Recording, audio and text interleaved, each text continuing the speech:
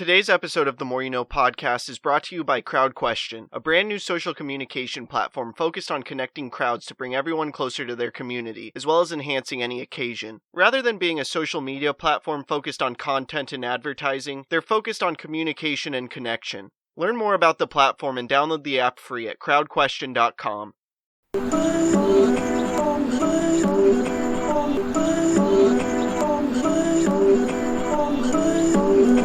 I'm just trying to make it all make sense. Today's More You No podcast.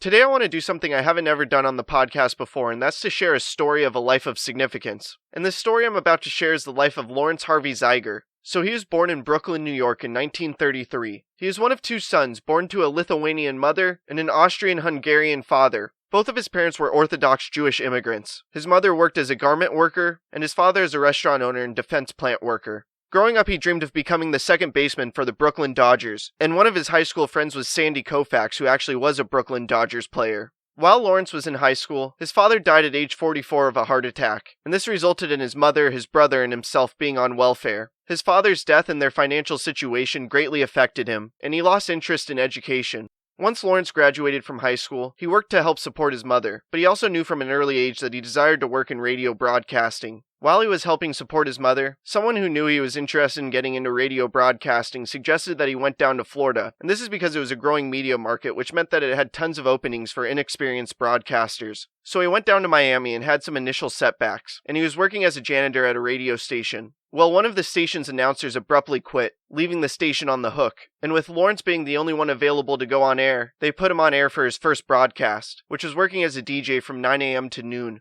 From there, he began also doing 2 afternoon newscasts and a sportscast. He began getting paid $50 a week to work in radio broadcasting, his dream. He began to rise to a certain level of prominence locally in Miami, but that was all derailed in December of 1971 when he was arrested for grand larceny. Upon his arrest, he was fired, and spent around 4 years struggling to find work. Eventually, the charges were dropped and he was rehired. From there in the late 70s, he then became a national broadcaster, and beginning in June of 1985, got his own CNN show, which was entitled Larry King Live. Yes, this person that I was discussing also goes by the name of Larry King. Larry King Live went on for 25 years, and he became a legendary broadcaster, getting his first break from a janitor job, and having to push through the adversity of being falsely accused and losing his job because of it. Larry's received many broadcasting awards. He's received the Peabody Award for both radio and television. He's won 10 Cable Ace Awards for Best Interviewer, and he's been inducted into the National Radio Hall of Fame as well as the Broadcasters Hall of Fame. Lawrence Zeiger, aka Larry King, is a great story of a path to significance. He came from humble beginnings with immigrant parents. His father died while he was in high school. He was then on welfare and had to help his mom support his family. Still having a dream, he became a janitor in a radio station hoping he would become a broadcaster one day. And he did, only to have it derailed shortly thereafter due to false accusations. But he pushed through the adversity, eventually becoming Larry King, and a Hall of Fame broadcaster. What Larry proves is that no matter who you are, and no matter where you come from, if you're willing to put in the necessary effort and overcome the needed adversity, with time you can craft a life of significance by following your dreams. I'm